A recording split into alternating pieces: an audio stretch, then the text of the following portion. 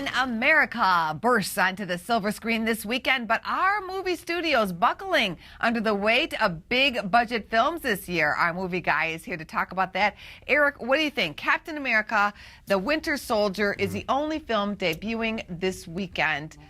Is it a good bet? Yeah, it is. It might as well be the only film debuting this month of April, as far as I'm concerned, because this is a very smart move on Marvel and Disney's part to position this film, sort of get the summer going a month before it normally does, because this film is going to dominate through April. We saw last year Iron Man 3 and Thor 2 do very well. I'd be very surprised if this film made under $90 million this weekend. Has it been a good year for grossing films? Well, there've been, you look and see the grosses that are up. We have $500 million films right now. We probably have another 2 more coming by April. We only had 2 at this time last year. So the numbers look good, but the escalating budgets that the studios have, are sort of, like you said, they're sort of buckling under that weight. The RoboCop, for example, is the 3rd highest grossing film worldwide this year, but it's not even close right now to being in the black. There's only sort of a handful of films like the Lego Movie and Ride Along that have done well enough.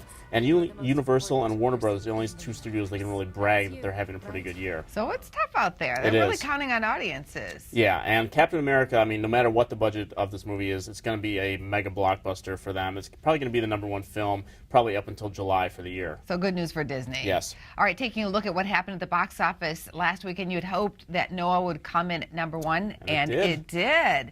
Followed by Divergent, Muppets Most Wanted, Mr. Peabody and Sherman, and God's Not Dead. It's a good start for Noah. It's $100 million worldwide right now. It's about a third of the way to sort of recouping the big cost that we have heard about.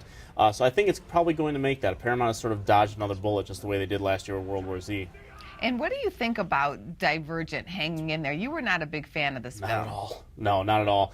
It's not quite the blockbuster that I think Lionsgate and Summer really hoped for. It's doing well, and it hasn't opened overseas yet, so I imagine it's going to recoup a lot of money over there. But it's not, it's not pulling in the Hunger Games numbers. Not that it was ever going to, but I thought it was going to do maybe about 150, 160 million in the U.S., and that seems to be what it's headed for. So it's going to do fine, but I imagine that the sequels are going to come down, and that's where they're probably going to start regretting it. Also fascinating, 2 religious films in the top 5. Noah and God's Not Dead. But Noah's the one to see. That's the one that everyone should be putting their money towards. Eric, always a pleasure to have you on our show. Thanks for coming on. Thank you.